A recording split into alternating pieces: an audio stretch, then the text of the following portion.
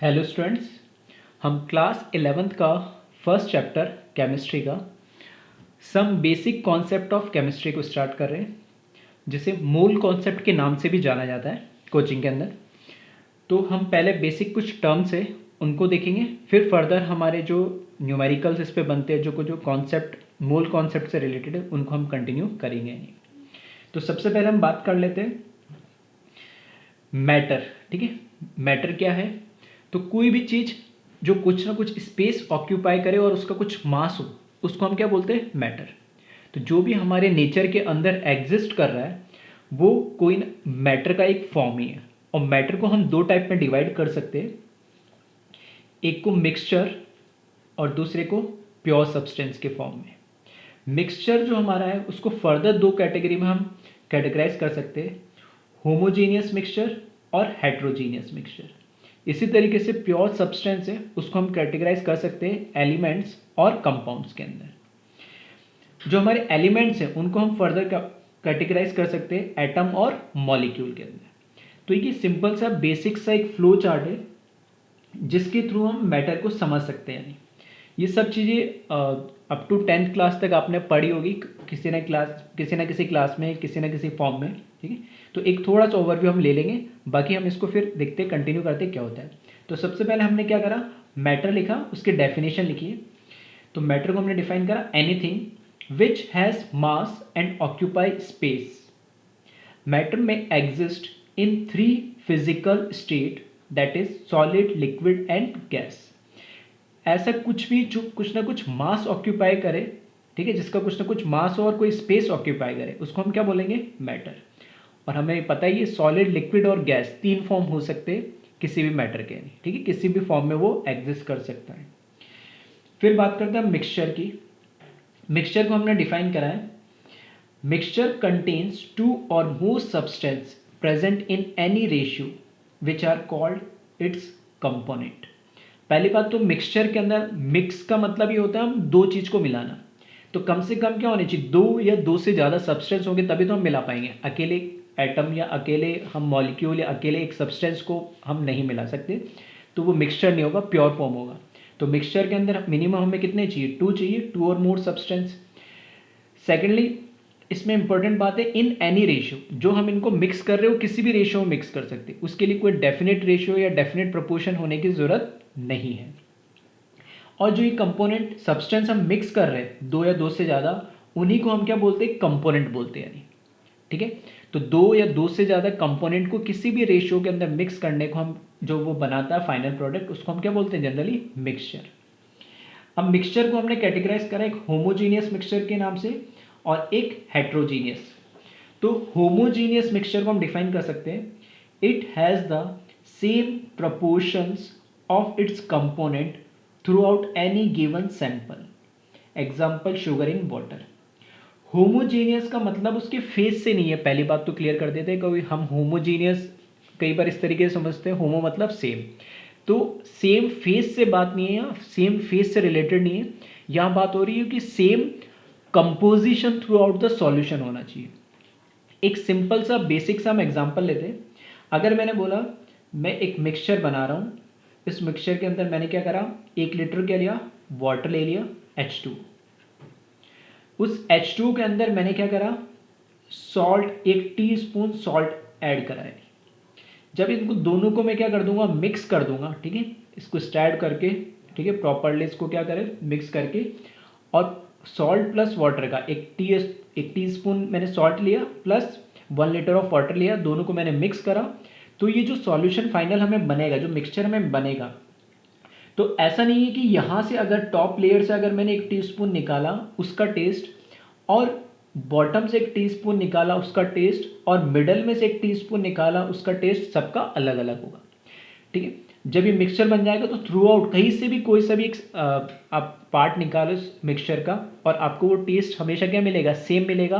देखने में भी आपको सेम मिलेगा। ऐसे नहीं है कि आपको फर्स्ट लेयर को कुछ अलग डार्क मिलेगा या बहुत लाइट मिलेगा और बॉटम वाली लेयर बहुत डार्क मिलेगी। ठीक है, दिखने में अपीयरेंस भी उसका क्या होगा? सेम होगा। साथ के साथ वो टेस्ट वाइज भी कैसा होगा? सेम होगा। तो इस तरीके के जो मिक्सचर होते हैं उनको हम क्या बोलते हैं? होमोजीनियस।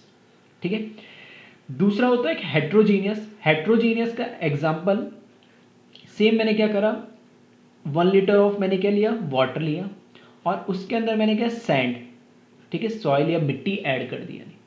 इसमें भी मैंने 1 टीस्पून ही लिया।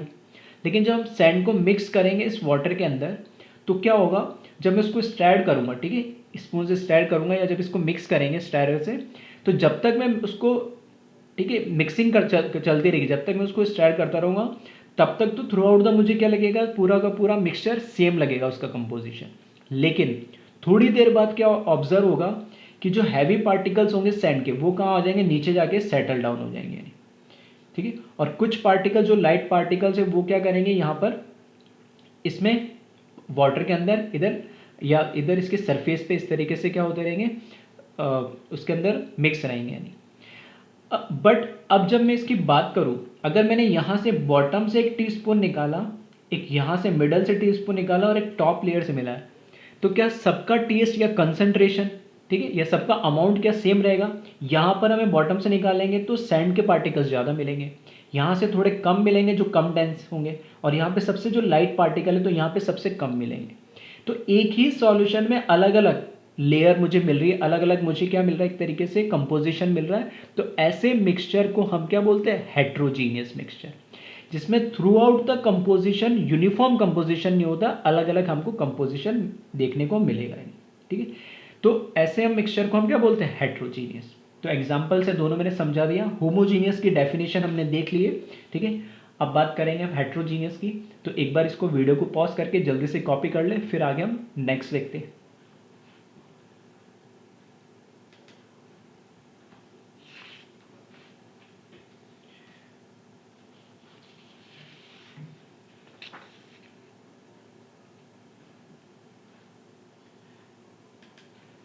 हेट्रोजीनियस जो मिक्सचर है, हेट्रोजीनियस मिक्सचर के लिए यहाँ पे लिखा है मैंने, the proportion of its component very through out the sample. जो भी हमने सैंपल मिक्सचर बनाया उसमें जो कंपोनेंट्स के प्रपोर्शन है वो क्या करेंगे, वेरी करेंगे, ठीक है। जैसा अभी एक एग्जांपल लिया था मैंने, सैंड इन वाटर या सॉइल इन वाटर, तो हो सकता है जो हैवी डेंसर पार्ट है वो का नीचे सेटल डाउन हो जाएंगे, तो वहाँ पर नंबर ऑफ पार्टिकल्स सैंड के ज़्यादा मिलेंगे, टॉप लेयर में कम मिलेंगे।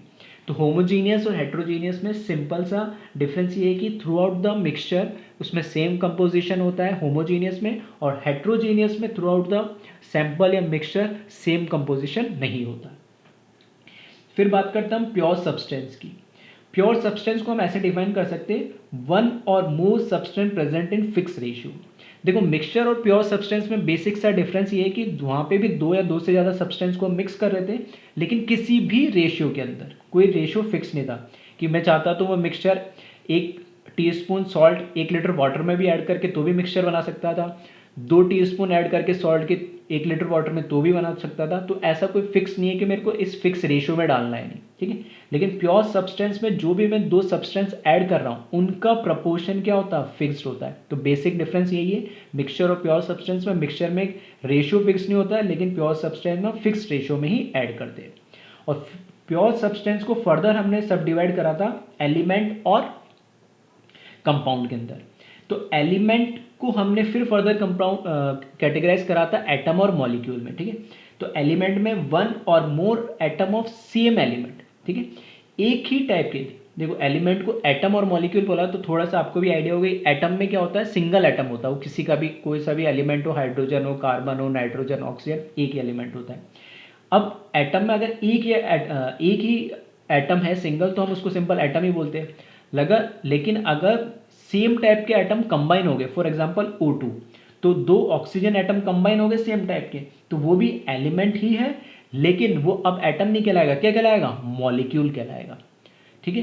तो इसमें वही लिखा है कि 1 और मोर एटम ऑफ सेम एलिमेंट, ठीक है, एक ही एलिमेंट के होने चाहिए, एक ही सब्सटेंस के होने चाहिए, एक भी हो सकता है और एक से ज़्यादा भी। अगर एक ही है तो हम सिंपल उसको एटम बोलेंगे, और एक से ज़्यादा एटम है सेम एलिमेंट के या सेम सब्सटेंस के, तो हम उसको क्या बोलेंगे, मॉलिक्यूल। फिर एलिमेंट और कंपाउंड में कैसे डिफरेंस करेंगे कि एलिमेंट में हमने बोला सेम एलिमेंट की एक या एक से ज़्यादा हो सकते, जबकि कंपाउंड के लिए कम से कम कितने होने चाहिए, 2। देखो पहला डिफरेंस तो है कि एलिमेंट में एक ही होना चाहिए और कंपाउंड में कितने होने चाहिए, कम से कम 2। दूसरा, एलिमेंट के अंदर हमारे पास सेम एलिमेंट के होने जरूरी है, सेम सब्सटेंस के होने चाहिए। फॉर एग्जाम्पल ऑक्सीजन का O2, नाइट्रोजन का N2, फॉस्फोरस का P4, मतलब 4 एटमों के सेम होना जरूरी, सल्फर का S8, ठीक है। बट कंपाउंड में क्या है, कम से कम 2 चाहिए या कम से कम 1 चाहिए। फिर यहाँ पे सेम सब्सटेंस या एलिमेंट होना चाहिए, जबकि यहाँ पर कंपाउंड के अंदर क्या है, 2 और मोर डिफरेंट एलिमेंट या सब्सटेंस होना चाहिए, ठीक है। तो उसमें कम से कम 2 होना चाहिए, और 2 है तो वो दोनों के दोनों कम से कम क्या होने चाहिए, अलग। हाँ, 3 में 2 सेम हो सकते हैं, लेकिन 2 तो हमें क्या होने चाहिए, अलग होने ही चाहिए। फॉर एग्जाम्पल अगर मैं बात करूँ जैसे एलिमेंट की, तो एलिमेंट में हमने कैटेगराइज करा इसको किस में, एटम और मॉलिक्यूल के अंदर। तो एटम नाम दे दिया और एक को क्या नाम दे दिया, मॉलिक्यूल। तो एटम में तो जैसे हुआ, हमने सिंपल ले लिया कार्बन, ठीक है, हीलियम, नियोन, एर्गन, ठीक है। मॉलिक्यूल में हमने क्या ले लिया, H2, N2, O2, P4, S8, ठीक है, Cl2। तो इसमें क्या है, सेम ही टाइप के एटम है, लेकिन एक से ज़्यादा है। यहाँ 2 है, 2 नाइट्रोजन के एटम, 2 ऑक्सीजन के एटम, 4 फॉस्फोरस के एटम, 8 सल्फर के एटम, 2 क्लोरीन के एटम। तो इसमें सेम टाइप के एक से ज़्यादा है, और इसमें एक ही एटम है सिंपल। तो ये हो गया ना, 1 और मोर एटम ऑफ सेम एलिमेंट या सब्सटेंस। कंपाउंड की अगर हम बात करें, तो कंपाउंड हमने क्या बोला है, कंपाउंड जो है उसमें कम से कम 2 एटम होने चाहिए, और 2 एटम है वो भी डिफरेंट टाइप के होने चाहिए। फॉर एग्जांपल मैंने बोला CO2, H2O, CH4, H2SO4, ठीक है, C6H12O6। तो ये सारे क्या कंपाउंड है। अब देखना, 2 अलग एटम कार्बन ऑक्सीजन, यहाँ 2 अलग एटम हाइड्रोजन ऑक्सीजन, 2 अलग एटम कार्बन हाइड्रोजन, 3 एटम आ गया अलग, हाइड्रोजन सल्फर ऑक्सीजन, यहाँ पे भी 3 कार्बन हाइड्रोजन। तो ये सब क्या कंपाउंड है। अब उसमें कम से कम कितना होने चाहिए, 2 या 2 से ज़्यादा डिफरेंट होने चाहिए। तो 2 तो सब में है, यहाँ पर कितना आ गया, 3, यहाँ पे 3 आ गए, ठीक है, इस तरीके। और कम से कम कितने एटम होने चाहिए, 2। तो यहाँ देखो कितने, 3 मिलेंगे, 1 कार्बन 2 ऑक्सीजन का, या 2 हाइड्रोजन 1 ऑक्सीजन का, तो भी 3। 2 सेम हो सकते हैं, लेकिन कम से कम 2 डिफरेंट होने चाहिए, ठीक है, इस तरीके से। तो आई थिंक एलिमेंट और कंपाउंड में एक डिफरेंस समझ में आया होगा। अब बात करते हैं हम आगे एटम की, ठीक है। तो एटम के बारे में हमने लिखा है, the atom is the smallest object that retain the properties of an element. Atom are composed of electron and nucleus. The nucleus contain proton and neutron.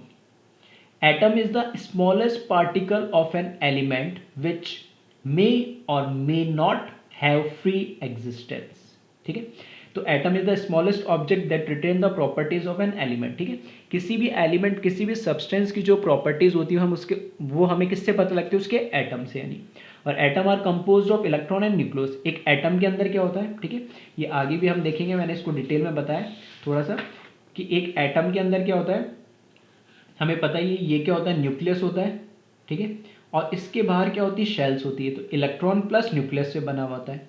और जो न्यूक्लियस है, इस न्यूक्लियस के अंदर हमारे पास क्या होते हैं, प्रोटॉन प्लस न्यूट्रॉन होते हैं, ठीक है। इतना हम बेसिक सब पढ़ चुके हैं, ठीक है, अप टू 10th क्लास तक। तो न्यूक्लियस है, न्यूक्लियस के अंदर प्रोटॉन प्लस न्यूट्रॉन है, और न्यूक्लियस के पास इलेक्ट्रॉन है। तो वही लिखा है कि atom are composed of electron and nucleus, electron and nucleus, and the nucleus contain proton and neutron. और इस न्यूक्लियस में क्या है, प्रोटॉन प्लस न्यूट्रॉन है। और atom is the smallest particle of an element which may or may not have free existence, ठीक है, बहुत इंपॉर्टेंट लाइन है। इसमें बोल रहा है कि जो हम बोलते हैं एटम है, तो इसमें एटम का जो फ्री एग्जिस्टेंस है, ठीक है, एटम का जो फ्री एग्जिस्टेंस है वो हो भी सकता है और नहीं भी हो सकता है। फॉर एग्जांपल जैसे ये एटम लिखे मैंने, कार्बन, हीलियम, नियोन, एर्गन। तो इसमें ये हीलियम, नियोन, एर्गन, ये सब नोबल गैसेस कहलाती है 18 ग्रुप के। तो ये सब क्या है, इनकी एग्जिस्टेंस फ्री एग्जिस्टेंस है, मतलब ये नेचर में कैसे होते हैं, स्टेबल होते हैं, ये किसी के साथ कंबाइन नहीं होते हैं, ठीक है। क्यों नहीं कंबाइन होते हैं ये हम आगे देखेंगे। और थोड़ा सा एक आपको आइडिया है कि इनका ऑक्टेट कंप्लीट होता है, ठीक है। तो ऑक्टेट कंप्लीट होने की वजह से किसी के साथ रिएक्ट नहीं करते, तो ये स्टेबल होते हैं, इसलिए फ्रीली एग्जिस्ट करते। लेकिन अगर मैं बोलूँ हाइड्रोजन का एटम, तो ये अकेला एटम कभी नेचर में फ्रीली एग्जिस्ट नहीं करता। ये किस फॉर्म में एग्जिस्ट करता है, H2 के फॉर्म में, ठीक है। इसी तरीके से नाइट्रोजन ले ले तो अकेला एग्जिस्ट नहीं करता, किसके फॉर्म में करता है, N2 के फॉर्म में। तो एटम जैसे मैं बोलूँ अगर हाइड्रोजन और नाइट्रोजन और इनसे कंपेयर करें तो ये सब क्या है, फ्रीली एग्जिस्ट करते हैं नेचर के अंदर क्योंकि स्टेबल होते हैं, जबकि ये फ्रीली एग्जिस्ट नहीं करते क्योंकि स्टेबल नहीं होते। तो वही लिखिए लास्ट लाइन कि एटम फ्रीली, ठीक है, एग्जिस्ट भी कर सकता है और नहीं भी कर सकता, वो डिपेंड करता है उसकी स्टेबिलिटी पे। फिर हम बात करते हैं मॉलिक्यूल की। तो मॉलिक्यूल को हमने डिफाइन करा है, molecule is also a smallest particle of an element which have free existence and molecule is always form by combination of atom. ठीक है, तो यहां पर अभी जो हमने देखा था कि एटम ऐसा भी हो सकता है जो फ्रीली एग्जिस्ट करे और नहीं भी कर सकता है, लेकिन जो मॉलिक्यूल है वो अगर कोई मॉलिक्यूल बन रहा है तो फ्रीली एग्जिस्ट करेगा ही करेगा। यानी फॉर एग्जाम्पल जैसे H2 अकेला हाइड्रोजन एटम फ्रीली एग्जिस्ट नहीं करता, स्टेबल नहीं होता, लेकिन H2 के फॉर्म में एग्जिस्ट करता है क्योंकि स्टेबल होता है। N2 स्टेबल होता है तो नेचर में हमें अकेला नाइट्रोजन नहीं मिलता है, N2 के फॉर्म में मिलता है। इसी तरह से ऑक्सीजन O2 अकेला ऑक्सीजन नहीं मिलता, O2 के फॉर्म में मिलता है। तो ये सब क्या है, मॉलिक्यूल है और ये फ्रीली एग्जिस्ट करते हैं। अब जो ये कंपाउंड बोला, कई बार हम इन्हीं को मॉलिक्यूल भी बोलते हैं, ठीक है। इसको होमो भी बोल सकते हैं, इसको हेट्रो भी बोल सकते हैं। होमो मतलब सेम टाइप के एटम से मिला हुआ मॉलिक्यूल, और हेट्रो मतलब अलग, कम से कम दो डिफरेंट टाइप के एटम से कंबाइन होके जो बना है मॉलिक्यूल, उसको हम हेट्रो टाइप भी बोल सकते हैं, ठीक है। जनरली हम इनको क्या बोल देते हैं, कंपाउंड बोल देते हैं, इनको जनरली हम मॉलिक्यूल बोल देते हैं। तो यही चीज़ लिखी है यहाँ पे कि molecule is always form by combination of atom, ठीक है। वो सेम टाइप की भी हो सकते हैं और अलग टाइप के भी हो सकते हैं। तो एक बार इसको कॉपी कर ले, फिर हम आगे कंटिन्यू करते हैं।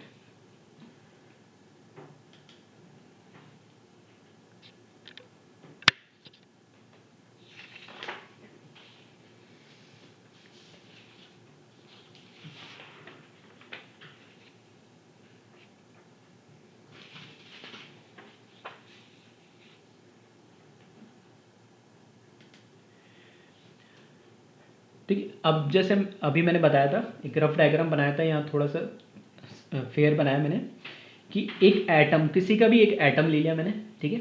तो एटम का ये है इनर जो बहुत छोटा पार्ट होता है वो न्यूक्लियस कहलाता है, ठीक है। इस न्यूक्लियस के अंदर प्रोटॉन प्लस न्यूट्रॉन दोनों एग्जिस्ट करते हैं। इसके बाहर होती है, न्यूक्लियस के बाहर शेल्स, ठीक है। बहुत सारी शेल्स होती है, इनफाइनाइट नंबर ऑफ शेल्स होती है हर एक एटम के अंदर, और वो डिपेंड करता है कि उस एटम में कितने इलेक्ट्रॉन्स है, उतने ही शेल्स को हम कंसिडर करते हैं, बाकी शेल्स इनफाइनाइट होती है, ठीक है। एटॉमिक स्ट्रक्चर में नेक्स्ट जो चैप्टर है उसमें हम डिटेल में सब देखेंगे। अब हमें ये देखना है कि हमारे पास तीन पार्टिकल्स है, ठीक है। हम बोलते हैं स्मॉलेस्ट पार्टिकल, जो फंडामेंटल पार्टिकल है वो हमारे तीन होते हैं। एटम के अंदर एटम को भी सब डिवाइड कर सकते हैं हम किसके अंदर, इलेक्ट्रॉन, प्रोटॉन और न्यूट्रॉन के अंदर, ठीक है। ये तीन फंडामेंटल पार्टिकल्स होते हैं, स्मॉलेस्ट पार्टिकल्स। तो इनके बारे में जो बेसिक इन्फॉर्मेशन है, ठीक है, इनको रिप्रेजेंट कैसे किया जाता है, ठीक है, किस सिंबल से। दूसरी चीज़ कि इनका मास कितना होता है, ठीक है, या फिर इनका चार्ज कितना होता है, ये चीज़ें हमें क्या करनी है, ध्यान रखनी है, याद रखनी है, ठीक। तो उसी को थोड़ा सा समझने के लिए, क्योंकि इस टॉपिक में मोल कॉन्सेप्ट में हमें क्या है, इन सब चीज़ों को याद रखना, तभी हमें न्यूमेरिकल में काफ़ी थोड़ा हेल्प होगा, यानी, ठीक। तो वही चीज़ लिखिए, टेबल के फॉर्म में बनाया, फंडामेंटल पार्टिकल्स लिखा है मैंने, चार्ज लिखा है और मास लिखा है। पहला फंडामेंटल पार्टिकल लिखा है मैंने इलेक्ट्रॉन, ठीक है। तो इलेक्ट्रॉन हमेशा न्यूक्लियस के बाहर मिलेगा, वो शेल्स में रिवॉल्व होता है। इलेक्ट्रॉन को रिप्रेजेंट करते ई और उस पर नेगेटिव चार्ज बना के, यानी फिर इसका जो चार्ज होता है, ठीक है, इसका जो चार्ज होता है, और चार्ज की यूनिट क्या होती है, कूलम, ठीक है। तो इसको कूलम को सी से, कैपिटल सी से रिप्रेजेंट किया जाता है। और एक इलेक्ट्रॉन पे जो चार्ज होता है वो माइनस 1.6 इंटू 10⁻⁻⁻19 कूलम, ठीक है। नेगेटिव इसलिए क्योंकि ये कैसा होता है, नेगेटिवली चार्ज होता है, और ये उसका मैग्नीट्यूड है 1.6 इंटू 10⁻⁻19 कूलम, जो कि बहुत स्मॉल होता है। फिर जो इलेक्ट्रॉन का मास होता है वो 9.1 इंटू 10⁻⁻31 kg है, ठीक। इसको कई बार ग्राम में भी लिखा जाता है, ठीक है। तो 1000 से मल्टीप्लाई करके लिखेंगे तो वो कितना हो जाएगा, 9.1 इंटू 10⁻⁻28 ग्राम, ठीक है। तो ग्राम kg कैसे में भी रख लो, उतना आप कन्वर्ट कर सकते हो। तो ये वैल्यूज़ आपको याद रखनी है, ठीक है। ये वैल्यूज़ याद रखोगे तो न्यूमेरिकल सॉल्व करने में काफ़ी आसानी होगी। कई बार ये चीज़ें गिवन भी होती है, कई बार नहीं भी होती, तो बेटर यही है, क्योंकि हमें केमिस्ट्री 2 साल तक पढ़नी है कंपटीशन एग्जाम के अकॉर्डिंग। तो ये बेसिक सी चीज़ें, ठीक है, फिजिक्स में भी आती है वैल्यूज़, ठीक है, और केमिस्ट्री के हिसाब से तो इंपॉर्टेंट है, तो याद ही कर लेनी, ठीक। तो चार्ज तो क्योंकि फिजिक्स में बार बार पढ़ते हो तो याद हो जाता है, तो थोड़ा सा मास का भी ध्यान रखें। तो चार्ज -1.6 इंटू 10⁻⁻19 कूलम, और मास 9.1 इंटू 10⁻⁻31 kg होता है। सेकेंड फंडामेंटल पार्टिकल है हमारा प्रोटोन, ठीक है। प्रोटोन हमें न्यूक्लियस के इनसाइड मिलता है और इसको स्मॉल पी से रिप्रेजेंट करते हैं। प्रोटोन का charge exactly magnitude wise electron की चार्ज के बराबर होता है 1.6 इंटू 10⁻⁻19 कूलम, ठीक है। इलेक्ट्रॉन नेगेटिवली चार्ज होता है, प्रोटोन पॉजिटिवली चार्ज होता है और दोनों मैग्नीट्यूड वाइज सेम होते हैं और उनका साइन, ठीक है, चार्ज का साइन जो होता है वो अपोजिट होता है। तो प्रोटोन पॉजिटिव चार्ज भी बोलते हैं इसको। इसका जो मास होता है वो अलग होता है, लेकिन 1.67 इंटू 10⁻⁻27 kg, ठीक है। और ग्राम में करोगे तो 1.67 इंटू 10⁻⁻24 ग्राम। तो यहाँ पर एक चीज़ कंपेयर करने वाली बात है कि इसका जो, ठीक है, क्योंकि ये तो चलो 9.1 और 1.6 तो ठीक है, लेकिन मेन क्या है, ये जो 10⁻⁻31 और यहाँ 10⁻⁻27, तो जो प्रोटोन का मास है वो इलेक्ट्रॉन के मास से काफ़ी ज़्यादा है, ठीक है। 10⁴ का डिफरेंस आ रहा है, तो 10⁴ का डिफरेंस मतलब 0.0001। तो अगर आप 1 ग्राम में 0.0001 ग्राम ऐड कर दोगे तो मुझे नहीं लगता उससे आपकी कैलकुलेशन में बहुत ज़्यादा इम्पैक्ट पड़ेगा, यानी, ठीक है। इसलिए generally mass of electron is as compare to mass of proton is negligible उसको कंसिडर करते हैं। और क्यों करते हैं हम आगे हम उसको देख लेंगे कहाँ हमें ज़रूरत पड़ती है, ठीक। बाकी हाँ, ये चीज़ पता होना चाहिए, ऐसा नहीं कि मैं कह रहा हूँ नेग्लिजिबल है तो इसको हम याद ही नहीं करें, नहीं, याद करना है क्योंकि न्यूमेरिकल किसी भी तरीके से बन सकता है। थर्ड और लास्ट हमारा फंडामेंटल पार्टिकल है न्यूट्रॉन। इसको स्मॉल n से रिप्रेजेंट करते हैं, ये भी हमें न्यूक्लियस के अंदर ही मिलेगा। न्यूट्रॉन जो होता है वो इलेक्ट्रिकली न्यूट्रल होता है, इस पर ना कोई पॉजिटिव चार्ज होता है ना ही कोई नेगेटिव चार्ज होता है, तो यहाँ पे लिखा गया है 0। लेकिन इसकी खास बात यह है कि इसका जो मास होता है, तो ध्यान से देखोगे 1.672 इंटू 10⁻⁻27 kg। देखने में दोनों वैल्यू एग्जैक्टली सेम है, बस यहाँ 1.67 है, यहाँ 1.672 है। तो बस ये बताने के लिए इसकी वैल्यू, न्यूट्रॉन की जो मास की वैल्यू है, थोड़ी सी बिल्कुल हल्की सी ज़्यादा है, किससे, प्रोटोन के मास से, यानी। लेकिन फिर से मैं कहूँगा कि जो ये मास ऑफ प्रोटोन और मास ऑफ न्यूट्रॉन है, इनकी वैल्यू भी एग्जैक्टली हम क्या करते हैं, सेम ही कंसिडर करते हैं। दोनों के मास में बहुत ज़्यादा डिफरेंस हम नहीं मानते, 0.002 का ही डिफरेंस है, ठीक है, राउंड ऑफ करके। तो यहाँ पर दो तो इम्पॉर्टेंट बात, एक तो चार्ज तुम देखोगे, न्यूट्रॉन को कोई चार्ज नहीं है, तो इलेक्ट्रॉन प्रोटोन का चार्ज सेम ही है, बस मैग्नीट्यूड सेम है, मतलब सिर्फ चार्ज के सिंबल का फर्क है। तो इलेक्ट्रॉन नेगेटिव होता है, ये तो बचपन से पढ़ते आ रहे हो, तो थोड़ा इसमें कोई कन्फ्यूजन या प्रॉब्लम नहीं होगी। प्रोटोन पॉजिटिव होता है, तो नेगेटिव पॉजिटिव मतलब एक ही वैल्यू याद रखनी है मैग्नीट्यूड वाइज। इसी तरीके से मास ऑफ इलेक्ट्रॉन की वैल्यू अलग है और उसके अलावा मास ऑफ प्रोटोन और न्यूट्रॉन की वैल्यू भी एग्जैक्टली क्या सेम है, 1.6 या 1.67 भी याद रखोगे तो कोई दिक्कत नहीं है। तो अल्टीमेटली हमें चार्ज 1, मास ऑफ इलेक्ट्रॉन 2 और मास ऑफ प्रोटॉन या न्यूट्रॉन 3 ही वैल्यूज़ हमें क्या करनी है, ध्यान रखनी है। इसके बाद हम आ जाते हैं, क्योंकि ये एटम है तो एटम के बारे में ऑलरेडी हम डिस्कस कर चुके हैं, तो एक बार फिर से मैंने यहाँ पर लिख दिया, the atom is the smallest object that retains the properties of an element. Atom are composed of electron and a nucleus. The nucleus contain proton and neutron, ठीक है, सारी बातें हम कर चुके हैं। अब बात आते हैं हम एटम, तो एटम के बारे में एक हम चीज़ें, ठीक है, आप अप टू 10th क्लास तक बार बार पढ़ते हुए आए होंगे और सुना भी होगा, एटॉमिक नंबर, एटॉमिक मास, ठीक है। तो वो सब चीज़ें एक बार हम देख लेते हैं जल्दी से, आई होप आपको ये सब चीज़ें पता होगी, ठीक है। हाँ, ये बेसिक चीज़ें आपको इतनी पता होगी, लेकिन इस चैप्टर में 11th में अब ये चीज़ें कैसे अलग तरीके से हम पढ़ते हैं, इनका अलग क्या डिफरेंस है वो हमें देखना है। तो यहाँ अगर मैं बात करूँ तो सबसे पहले मैंने लिखा है एटॉमिक नंबर। एटॉमिक नंबर को ध्यान रखना रिप्रेजेंट किया जाता है कैपिटल Z से, ठीक है। एटॉमिक नंबर को रिप्रेजेंट किया जाता है, सिंबल है इसका कैपिटल Z। तो द एटॉमिक नंबर और proton number of a chemical element is the number of proton found in the nucleus of every atom of that element. Atomic number या इसको क्या प्रोटॉन नंबर भी बोलते हैं। और प्रोटॉन नंबर क्यों बोलते हैं, क्योंकि किसी भी एलिमेंट का जो एक एटम होता है, ठीक है, फॉर एग्जांपल एलिमेंट हाइड्रोजन लिया, हीलियम लिया, नाइट्रोजन लिया, ऑक्सीजन लिया, फ्लोरीन लिया, फॉस्फोरस लिया, सल्फर लिया, ये सब क्या एलिमेंट्स हैं।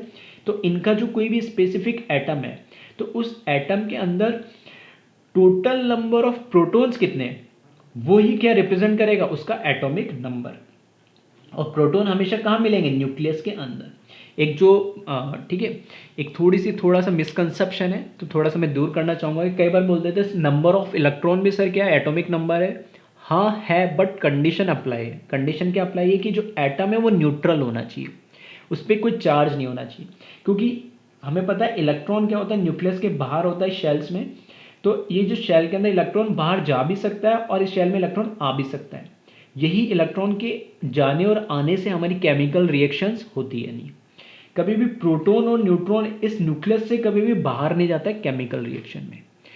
प्रोटॉन और न्यूट्रॉन अगर उसके नंबर में कोई चेंज हो रहा है तो वो केमिकल रिएक्शन नहीं कहलाएगी, वो क्या कहलाएगी, न्यूक्लियर रिएक्शन कहलाएगी। और न्यूक्लियर रिएक्शन को पढ़ने के लिए nuclear chemistry as well as nuclear physics एक अलग पार्ट होता है जिसे हम अलग से पढ़ते हैं। ठीक है, तो यहाँ जितना भी हम जो अब तक केमिस्ट्री हमें पढ़नी है 11th में वो पूरी केमिकल रिएक्शंस पे ही बेस्ड है, तो उसमें इलेक्ट्रॉन का पार्टिसिपेशन ही मेजरली हम देखेंगे। तो अगर यहाँ पर इलेक्ट्रॉन चला गया या इलेक्ट्रॉन आ गया तो नंबर ऑफ इलेक्ट्रॉन चेंज हो जाएगा, तो उसका एटॉमिक नंबर क्या चेंज हो जाएगा, बिल्कुल नहीं। इसलिए बेटर ये है कि आप डेफिनेशन इस फॉर्म में ध्यान रखो कि नंबर ऑफ प्रोटॉन कितने हैं, क्योंकि किसी भी केमिकल रिएक्शन में हम बोलते हैं कि प्रोटॉन का कोई एक्सचेंज नहीं होता, ना उसमें प्रोटॉन ऐड हो सकता है ना उसमें से प्रोटॉन निकल सकता है। तो किसी भी न्यूट्रल एटम के अंदर जो टोटल नंबर ऑफ प्रोटॉन जो उसमें न्यूक्लियस में प्रेजेंट है वही उसका क्या कहलाता है, एटॉमिक नंबर। इसलिए उसको हम क्या बोल देते हैं, प्रोटॉन नंबर। एटॉमिक नंबर को और क्या बोला जाता है, प्रोटॉन नंबर, क्योंकि टोटल नंबर ऑफ प्रोटॉन को ही वो काउंट करके बताता है। दूसरी बात, इसके अंदर जो हमने लिखा है कि एटॉमिक नंबर Z है उसको प्रोटॉन इन एटम है उसके बराबर लिखा जाता है। तो इसको ध्यान रखना कि अगर वो कोई लिख रहा है कि atomic number is equals to proton in atom और is equals to number of electron in atom, ठीक है, तो उस केस में ध्यान रखना number of electron in atom in neutral state. Neutral मतलब इस पर ना तो कोई इलेक्ट्रॉन बाहर गया ना कोई नया इलेक्ट्रॉन आया, क्योंकि इलेक्ट्रॉन जब जाएगा तो इस पर चार्ज एटम पे आता है पॉजिटिव, और जब कोई बाहर से इलेक्ट्रॉन इस एटम में आएगा तो चार्ज आएगा नेगेटिव, तब उसके इलेक्ट्रॉन के नंबर में चेंज आ जाएगा। तो इस तरीके से एटॉमिक नंबर चेंज नहीं होता है। ठीक है, तो पहली बात तो यह है, तो इसको ध्यान रखें। एटॉमिक नंबर का कैसे हम कैलकुलेट करते हैं, तो total number of proton count करने होते हैं। दूसरा उसका सिंबल, और कभी भी इसको इलेक्ट्रॉन से ना रिलेट करें तो ज़्यादा बेटर है। ठीक है, तो इसको कॉपी करें, फिर हम आगे देखते हैं।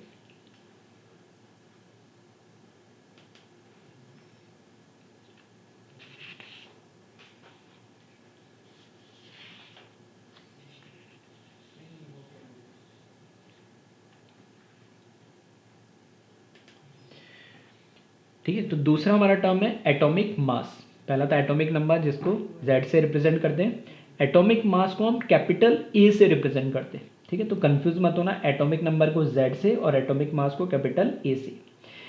The mass of an atom of a element, ठीक है, एटॉमिक मास का मतलब है कि किसी भी एलिमेंट के एक एटम का जो मास होता है उसको हम क्या बोलते हैं, एटॉमिक मास।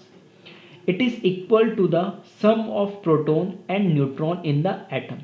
और एटॉमिक मास कैसे कैलकुलेट किया जाता है, एक एटम के अंदर जो न्यूक्लियस के अंदर उसके टोटल नंबर ऑफ प्रोटॉन है प्लस टोटल नंबर ऑफ जो न्यूट्रॉन है, दोनों का समेशन कर देंगे तो हमें उसका क्या पता लग जाएगा, एटॉमिक मास पता लग जाएगा। ठीक है, तो ये बेसिक डेफिनेशन आप ठीक है पढ़ चुके होंगे अप टू 10th क्लास तक। तो एटॉमिक मास हमें कैलकुलेट करना है, तो atomic mass is equals to number of proton जिसको हम स्मॉल p से रिप्रेजेंट करते हैं प्लस नंबर ऑफ न्यूट्रॉन जिसको स्मॉल n से हम रिप्रेजेंट करते हैं। अब एक चीज ये कि अगर हमें एटॉमिक मास पता है तो इनमें से तीन में से कोई भी एक चीज हमें नहीं पता तो हम कैलकुलेट कर सकते हैं।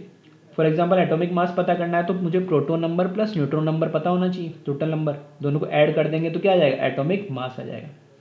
दूसरी चीज, ठीक है, दूसरी चीज क्या है कि अगर आपको मान लो एटॉमिक मास गिवन दे रखा है और नंबर ऑफ प्रोटॉन गिवन दे रखा है p, तो नंबर ऑफ न्यूट्रॉन भी कैलकुलेट कर सकते हैं। तो एटॉमिक मास में से नंबर ऑफ प्रोटॉन को सब्ट्रैक्ट कर देंगे तो क्या आ जाएगा, नंबर ऑफ न्यूट्रॉन। इसी तरीके से एटॉमिक मास दे रखा है, नंबर ऑफ न्यूट्रॉन्स आपको दे रखे तो नंबर ऑफ प्रोटॉन भी कैलकुलेट कर सकते हैं। ठीक है, तो एटॉमिक मास में से नंबर ऑफ प्रोटॉन को माइनस कर देंगे तो नंबर ऑफ प्रोटॉन। तो तीन में से कोई भी दो चीज गिवन हो तो तीसरी चीज हम कैलकुलेट कर सकते हैं। ठीक है, बेसिक से मैथमेटिक्स की ये इक्वेशन बन जाती है। तो इसी बेसिस पे हमने लिखी नेक्स्ट चीजें। पहली बात तो हमें पता है जो नंबर ऑफ प्रोटॉन है वही क्या होता है, एटॉमिक नंबर होता है जिसको हम Z से रिप्रेजेंट करते हैं, तो यहाँ लिखा है Z इक्वल्स टू P। दूसरा, इसी को फॉर्मूले में लिखा है मैंने, atomic mass A is equals to number of proton P plus number of neutron n। तो दो चीज़ मिल गई। तीसरा, अगर आपको नंबर ऑफ न्यूट्रॉन निकालना है तो a atomic mass minus atomic number कर दे, तो यहाँ से क्या मिल जाएगा हमें, नंबर ऑफ न्यूट्रॉन। ये n निकालने के लिए मैंने p को मैं इस साइड ले गया, तो क्या मिल जाएगा a माइनस पी, और p की जगह मैंने क्या रख दिया, यहाँ से z रख दिया, तो n equals to a minus z आ जाएगा। ठीक है, तो ये सब बेसिक से चीज़ें ये आपको पता है ऑलरेडी। ठीक है, तो एक बार और मैंने बस बता दिए। फिर ये चीज़ मैंने यहाँ मेंशन कर दी है, for neutral atom number of proton is must be equals to number of electron. क्योंकि कोई भी जो एटम होता है किसी भी एलिमेंट का, वो इलेक्ट्रिकली क्या होता है, न्यूट्रल होता है। एक एटम कोई भी एलिमेंट का, उस पर ना कोई नेगेटिव चार्ज होता है, ना ही कोई क्या होता है, पॉजिटिव चार्ज होता है। तो उस पर हमेशा क्या होता है, इलेक्ट्रिकली न्यूट्रल कब होगा, क्योंकि इलेक्ट्रॉन का चार्ज हमें पता है क्या है, नेगेटिव। तो उसके एटम के अंदर ही ऐसा कोई पार्टिकल होना चाहिए जिस पे चार्ज क्या हो, पॉजिटिव। तो वो किस पे होता है, प्रोटॉन पे। तो जितने इलेक्ट्रॉन एक एटम न्यूट्रल एटम में होते, उतने ही प्रोटॉन उस न्यूट्रल एटम में होंगे। तभी अगर मैं बोल रहा हूँ -5 चार्ज एटम के ऊपर, तो उसमें प्लस चार्ज भी होना चाहिए ताकि वो प्लस माइनस बैलेंस हो सके। इसलिए न्यूट्रल तभी बोला गया क्योंकि उसमें नंबर ऑफ प्रोटॉन, मैं ऐसे बोल सकता हूँ, positive charge is must be equals to number of electron that is negative charge. फिर बात होती है इसकी रिप्रेजेंटेशन ऑफ एन एलिमेंट। ठीक है, एक एलिमेंट को हम रिप्रेजेंट कैसे करते हैं, तो इसको अलग बुक में अलग अलग तरीके से, ठीक है, रिप्रेजेंट किया जाता है। सबका मतलब एक है, जैसा आपको कन्वीनियंट लगे, जैसा आपको सूटेबल लगे, जैसा आपको ईजी लगे, वैसा आप इसको रिप्रेजेंट कर सकते हैं। ठीक है, तो यहाँ मैंने लिखा है जो एटॉमिक नंबर होता है, एक्स कोई भी हमारा एलिमेंट है। ठीक है, तो एटॉमिक नंबर को हमेशा बॉटम में लिखा जाता है और एटॉमिक मास को हमेशा टॉप में लिखा जाता है। ये सबस्क्रिप्ट और ये सुपरस्क्रिप्ट के फॉर्म में लिखा जाता है। हो सकता है दोनों लेफ्ट साइड में लिखा हो z x a इस तरीके से, या इस तरीके से भी लिखा हो कि z इधर लेफ्ट में है और a राइट साइड में चला गया, या इस तरीके से भी लिखा हो सकता है a राइट में और z भी राइट में।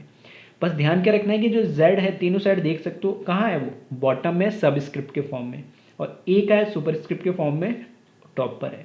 तो अब उसको लेफ्ट में लिखो, राइट में लिखो, वो आपकी कन्वीनियंट के अकॉर्डिंग है, कैसे भी लिखो। बस ध्यान में रखना जो बॉटम में लिखा है वो एटॉमिक नंबर रिप्रेजेंट करता है और जो टॉप पे लिखा होता है वो एटॉमिक मास। वही चीज़ लिखिए, x equals to element, z equals to atomic number and a equals to atomic mass. ठीक है, तो ये सिंपल सा रिप्रेजेंटेशन है किसी भी एलिमेंट को रिप्रेजेंट करने का। ठीक है, एग्जाम्पल के लिए हम देख सकते हैं, फॉर एग्जाम्पल हाइड्रोजन है, तो हाइड्रोजन का एटॉमिक नंबर भी 1 होता है और उसका एटॉमिक मास भी क्या होता है, 1 होता है। बोरोन का एटॉमिक नंबर 5 होता है और उसका एटॉमिक मास 11 होता है।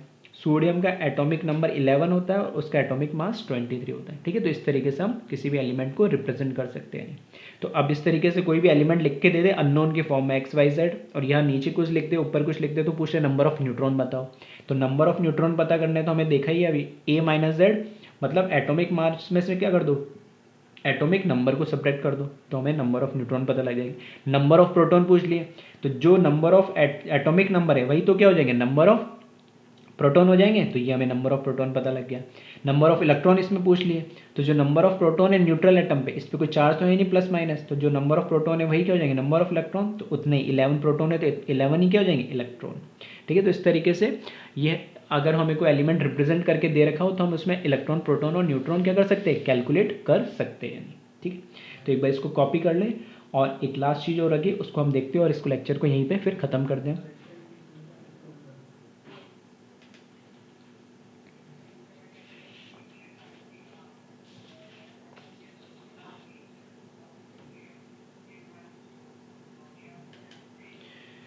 ठीक है, नेक्स्ट चीज़ ये है कि अब तक हमने, ठीक है, छोटी क्लास के अंदर अभी तक हम क्या ऑलरेडी पढ़ चुके हैं। ठीक है, अप टू 10th क्लास तक ये हमें याद भी होगा, फिर भी ठीक है, क्योंकि इस चैप्टर में ये बार बार यूज़ होंगे, तो ये चीज़ें हमें पता होनी चाहिए। पहली चीज़, कोई भी एलिमेंट है 1 से लेकर 20 एटॉमिक नंबर तक, हम उन एलिमेंट्स के नेम, सिंबल, उनके एटॉमिक नंबर, एटॉमिक मास और किस तरीके से उनको रिप्रेजेंट किया जा सकता है वो हम यहाँ पे देख रहे हैं। ठीक है, तो सबसे पहले पता है तुम्हें, सबसे पहले हाइड्रोजन आता है। हाइड्रोजन का सिंबल H होता है, उसका एटॉमिक नंबर 1 है, एटॉमिक मास भी 1 है और 1H1, इस तरीके से उसको क्या कर सकते हैं, हम रिप्रेजेंट कर सकते हैं। ठीक है, सेकंड आता है हीलियम। हीलियम का सिंबल He होता है, H capital E small, atomic number इसका 2 होता है, एटॉमिक मास 4 है, और रिप्रेजेंटेशन इसको इस तरीके से करेंगे 2He4। थर्ड है लिथियम। लिथियम का सिंबल होता है capital L small I, atomic number 3, atomic mass 7 और 3 Li 7, इस तरीके से इसको रिप्रेजेंट कर सकते हैं।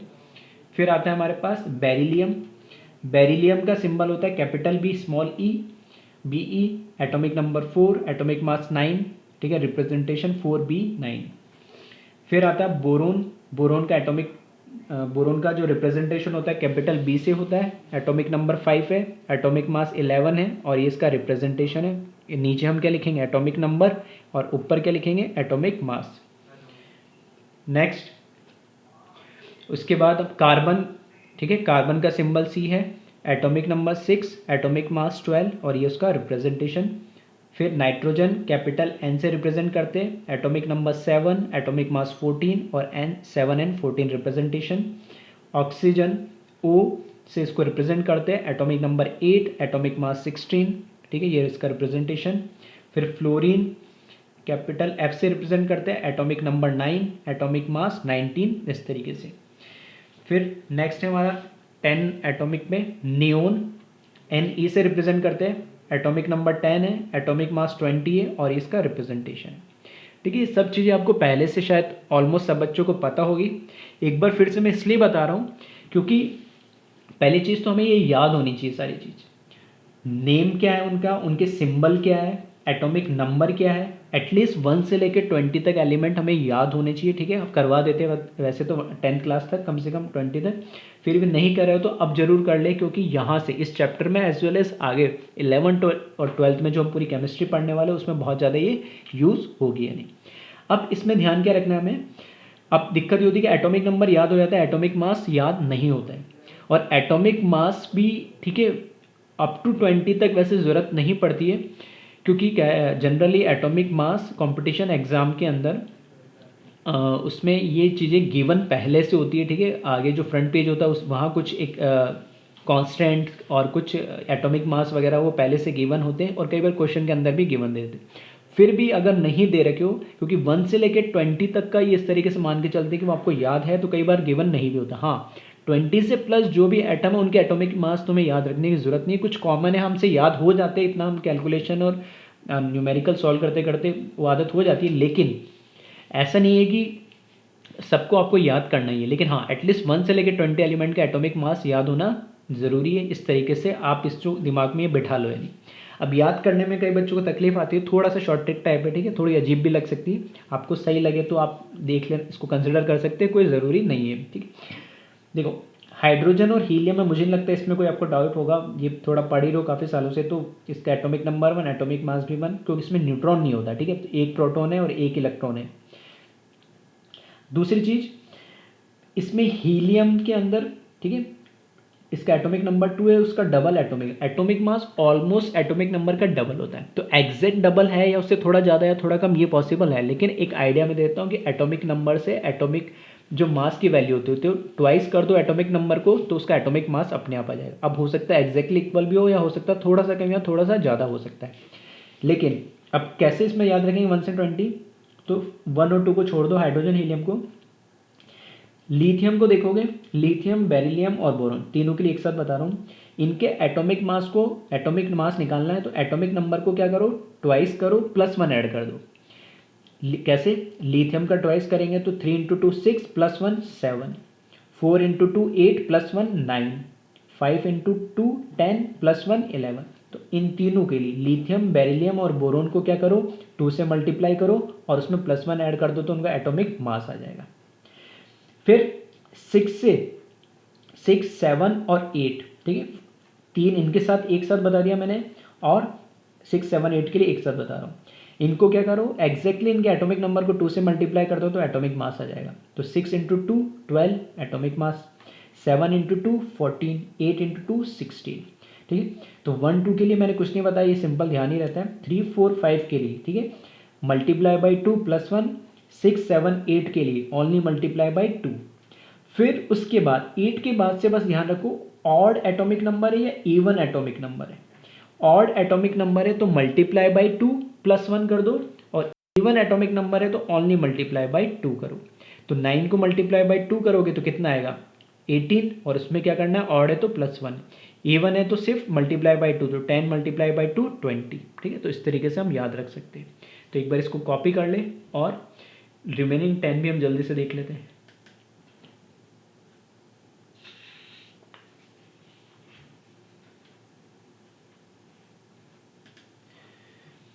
ठीक है, तो रिमेनिंग 10 जो एलिमेंट उनकी बात करें, 11 पे है sodium, representation Na, atomic number 11।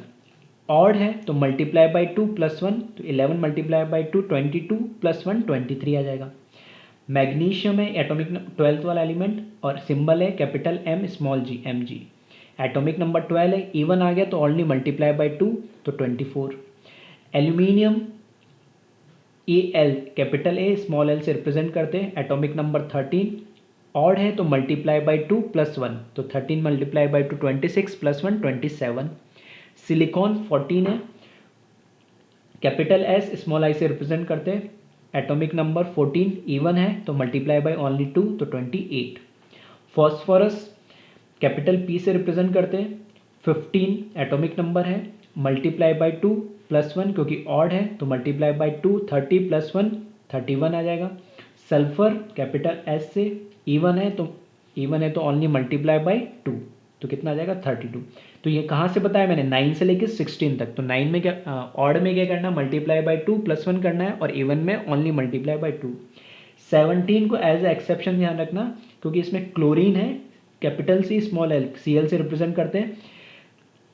70 odd है तो हमारा रूल ये हमने बनाया शॉर्ट ट्रिक, क्या 17 मल्टीप्लाई बाई 2 तो कितना आना चाहिए 34 प्लस 1 35, लेकिन 35.5 होता है। ये क्यों होता है ये भी हम पढ़ेंगे, इसका रीज़न है ये आइसोटोप्स इसके एग्जिस्ट करते हैं नेचर में, इस वजह से इसका एटॉमिक मास एग्जैक्टली 35 नहीं आ रहा, हमारे रूल के अकॉर्डिंग 35.5 आ रहा है। ठीक है, तो उसको आगे मैं एक्सप्लेन करूँगा ऐसा क्यों हो रहा है, तो इसको थोड़ा सा अलग से ध्यान रखें।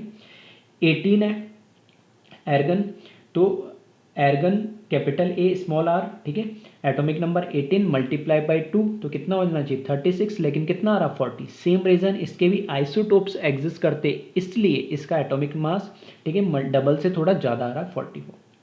तो ये दो एज ए एक्सेप्शन मान लो हमारे रूल के लिए, 17 क्लोरीन और 18 एर्गन। पोटेशियम को कैपिटल K से रिप्रेजेंट करते हैं, एटॉमिक नंबर 19, तो ऑड है तो मल्टीप्लाई बाई 2 38 प्लस 1 39 आ रहा है। कैल्शियम Ca, ठीक है, एटॉमिक नंबर 20, तो इवन है तो मल्टीप्लाई बाई 2 40। तो 9 से लेके 20 के अंदर दो एक्सेप्शन है, एक 17 और एक 18, ठीक है, तो इनको ध्यान रखें। बाकी 3 4 5 के लिए एक रूल बताया, मल्टीप्लाई बाई 2 प्लस 1, ठीक है। इसी तरह 6 7 8 के लिए एक रूल बताया मैंने, ओनली मल्टीप्लाई बाई 2। उसके बाद 9 से लेके 20 तक, ठीक है, ऑड में मल्टीप्लाई बाई 2 प्लस 1, इवन के लिए ओनली मल्टीप्लाई बाई 2, एक्सेप्ट 17 और 18 एलिमेंट हमारा जो क्लोरीन और कौन सा एर्गन है। तो ये थोड़ा सा इनको याद रखने की कोशिश करें, 2-3 बार लिखोगे तो खुद से याद हो जाएगा, बाकी न्यूमेरिकल में बार बार ये यूज़ होगा, ठीक है, तो भी याद हो जाएगा। सबसे इंपॉर्टेंट एटलीस्ट उनके नाम और सिंबल और एटॉमिक नंबर तो हमें पता ही हो, ठीक है, एटॉमिक मास तो धीरे धीरे फिर भी याद हो जाएगा। दूसरी न्यूमेरिकल में हम ये चीज़ हमारे लिए बहुत ये यूज़ होगी, तो इसका भी ध्यान रखें।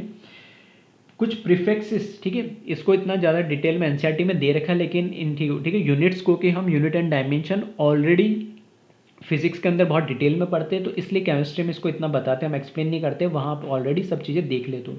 हाँ, इतना जरूरी है कि कैलकुलेशन में हमारे लिए, क्योंकि मास यहाँ बहुत ज़्यादा यूज़ होता है, तो उसमें जो प्रीफिक्सेस होते हैं उनका ध्यान रखिए। फॉर एग्जाम्पल जैसे हम बोलते हैं मेगा, ठीक है, तो मेगा को कैपिटल M से रिप्रेजेंट करते हैं, और मेगा का मतलब होता है 10⁶। प्रीफिक्स का मतलब है, जैसे हम बोलते हैं सेंटीमीटर, ठीक है, तो सेंटी का मतलब क्या है 10⁻, कितना, या फिर हम सिंपल सा और बोल दो किलो बोल दूँ मैं, तो किलो का मतलब होगा 10⁻3, सेंटी का मतलब है 10⁻2, डेसी का मतलब क्या है 10⁻1, इस तरीके से। तो वो तो मुझे आई थिंक उतना तो पता ही होगा, तो मैं डेसी सेंटी किलो, ठीक है। तो उसी तरीके से मेगा का मतलब होता है 10⁶, हम मास की बात करेंगे, ठीक है, तो मेगा, ठीक है, तो 10⁶ का मतलब मेगा, गीगा का मतलब 10⁹, टेरा का मतलब 10⁻12, ये तो इंक्रीजिंग बढ़ रहा है। कम करना हो तो माइक्रो लगा देते तो 10⁻⁻6, नैनो लगाते हैं 10⁻⁻9, और पीको लगाते हैं 10⁻⁻12, ठीक है, और भी होता है, लेकिन जितना यूज़ होता है मैं कैलकुलेशन में जो मोस्ट प्रॉब्ली, ठीक है, वैसे तो मिली ज़्यादा यूज़ होगा, ठीक है, सेंटी, डेसी, ठीक है, किलो, यही ज़्यादा यूज़ होते हैं, ठीक। तो एक बार थोड़ा सा इसको देख लें। और आज के लेक्चर में हमने सिर्फ बेसिक्स चीज़ें कवर करी है जो अप टू हम 10th क्लास में पढ़ चुके हैं, लेकिन फिर भी इस चैप्टर में ये चीज़ें बार बार यूज़ होगी, तो इनको बताना एक बार बहुत ज़रूरी था। नेक्स्ट क्लास में प्रॉपर हम मोल कॉन्सेप्ट क्या होता है उससे हम स्टार्ट करेंगे। Thank you.